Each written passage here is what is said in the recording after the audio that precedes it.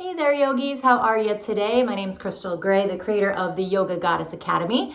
And in each of these weekly videos, I am here to help you plan your yoga classes for each week. Not only plan them, but really give you the plan so you can take it and teach it. If you want more information, more goodies that you can take and teach, I highly recommend that you check out my app. You get a free 7-day trial to that. The link will be in the description.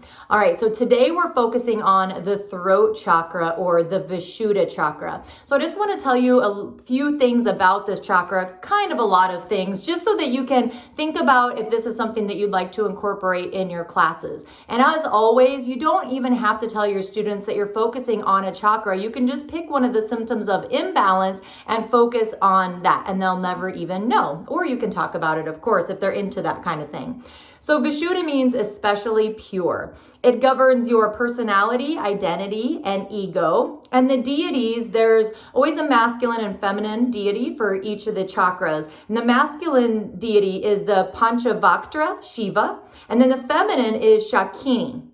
Okay, the color is blue or turquoise. I love turquoise, so I'm going to go with turquoise in my class that I teach. The seed sound is spelled H-A-M, but it's pronounced hum. And then the element is sound and space. So in her book, Meta Anatomy, I really love that book, Kristen Leal describes this chakra as the toll booth between the emotions and the mind. So I think that that's really powerful, and it's kind of like saying it's like the gateway, right? So it works in conjunction also with your second chakra to bring your creations into existence. So whenever you create them, you kind of brew them up, so to speak, in the second chakra. As you start to bring them up, then you're able to eventually kind of bring it out through the throat chakra to be authentic, to share your gifts with the world, to just share, like I said, your authenticity and your true voice. So the physical associations of this chakra, if you're having any issues with these specific areas of the body, then you might want to look into bringing some more balance to the throat chakra. So obviously the throat, the tongue, the lips, your cheeks, jaw, teeth, ears, back and lower part of the neck, the shoulders even, the chin, and along the cervical spine to the base of the skull. So signs of imbalances. Let's first go into like the emotional signs. So unwilling or being unable to speak for yourself, unable to express your opinion, unable to make a choice and then also to speak it. And on the other side of that, difficulty listening, difficulty communicating, not being able to get your point across, talking too much, never feeling heard, interrupting, always needing the last word. So I think that those are really interesting, and I think that those are very common. Some physical signs of imbalance could be, again, anything associated with those body parts, but I'll just go into them a little bit more. So thyroid problems, teeth issues, grinding your teeth, tight jaw, hoarseness, sore throat, sores in the mouth or tongue, gum disease, sinus infections, tight shoulders, and tight neck. So some theme options could be speaking courageously, because I like to focus on the positive whenever I'm leading a yoga class. I don't want to focus on the negative. So how do we turn all of those issues into more of the positive so that we're working towards that? So speaking courageously, sharing your authenticity, speaking your mind with compassion, truly being able to listen to others, sharing your truth, better communication, better understanding of others' points of view, which is very, very important right now. So some affirmations that you could use could be: I speak with clarity, I speak my truth, I speak authentically, I bravely share my voice matters, I listen and understand others, I communicate clearly and compassionately.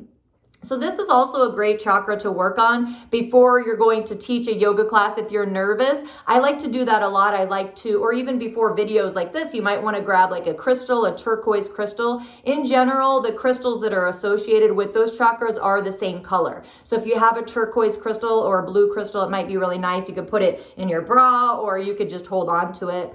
The mudra is Vishuddha mudra. So it's actually the mudra that goes with the chakra. And what you do is just have your palms face up in the lap. Interlace the fingers so that the fingers are on the inside of the palm, not the outside, the inside. And then bring the tips of the thumbs together.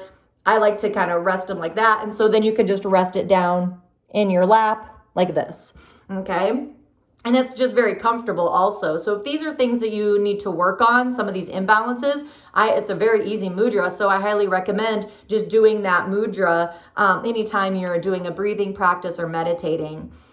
Again, the mantra is hum, spelled H-A-M. And the pranayama that I chose for this one is the Brahmari Pranayama, and that's the black bee breathing technique. So basically you take your fingers like this, you push the cartilage in, and whenever you do that, it kind of sounds like you have a really bad cold because you can kind of hear your voice like reverberating in your head. But you do that, and then you just inhale. And then on your exhale, and then you do that for your whole exhale. And then you do that, a few times, maybe 5 to 10 times.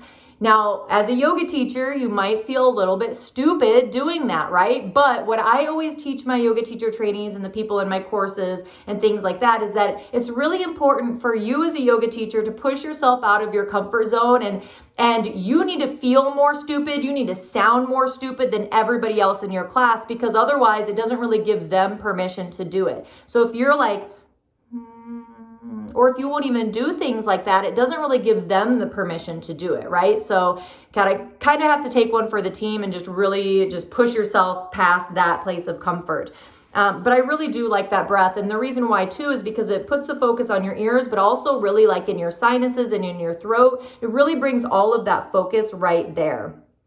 Some general ideas for the class would be to use sound and hearing to help you bring balance to the throat chakra. So maybe whenever they're laying down for Shavasana, you have them listen to the sound that's furthest away, then the sound that's a little bit closer, then the sound that's a little bit closer. Obviously, you're going to do that kind of slow. You could really have them focus on breathing in and out just through one nostril, in and out through the other nostril. Because again, that kind of brings the focus a little bit to the throat, because you have to breathe really subtly in order to make that breathing happen. So you could use that bee breath also throughout class. You could use that hum mudra or the hum mantra as you're exhaling, folding. Hum. I know it sounds weird, right? And it would be weird, but if we're working on sharing our voice and really speaking and doing everything like that, we have to be able to do it on our mats and teach our students how to do it on their mat. Using asanas that help direct the flow of energy upward toward the throat chakra. I think sometimes when we focus on these higher chakras, it can be really hard to pick poses for them because there's just not a lot that really focus on these areas, right? So we'll get into the other ones in the coming weeks, but something that you can do is just think about directing the flow of energy upwards towards those chakras. So say if you are in downward facing dog, just having them, it's like the intent. What's the intent behind it? Let's focus on the energy coming from the root chakra, coming up to the throat chakra, right? And then maybe as you do that, then you can have them take a deep breath in through the nose, and even exhaling, making that sigh a sound, right? So if you're a little bit too freaked out to do some of the other weird things I've mentioned, maybe something like that would be a little bit more in your comfort zone, because students really are scared to even make any sort of sound. So I think that one might really be nice. And dolphin pose, again, focusing on that energy coming up towards the throat chakra. That's an easy way to incorporate more poses into the flow. And then also poses that focus on the neck. So that could be simple as head rolls, turning the head to the side, neck stretches, and then also shoulders. So things like this or eagle, variations of that. Maybe this one, anything that's, focused here. And then also any pose where the head's back. So fish pose or supported fish pose or camel pose. It depends on the level that you're teaching, because I don't always teach to let the head drop back, but depending on what level you might be able to do that. So some pose ideas using all those things that I just said could be downward facing dog, legs up the wall. So instead of the energy the energy still be coming the same way from the feet and then up towards those higher chakras. Dolphin pose. Headstand prep, so that's just basically headstand, but you're not bringing your feet off the ground. You're keeping them down. Shoulder stand, You really need to know how to teach this safely, and I highly recommend that you have at least 2 blankets, but 3 is better, and not a lot of us have that many props at our disposal to use. Fish pose and camel pose. So those are just some of them, but I'd really want to encourage you to bring in the sound and hearing and things like that. Visualization ideas could be blue or turquoise, seeing that energy here in the throat and seeing yourself. You could have them visualize seeing themselves as that powerful, authentic, brave, courageous person that's out there, able to share their truth with the world.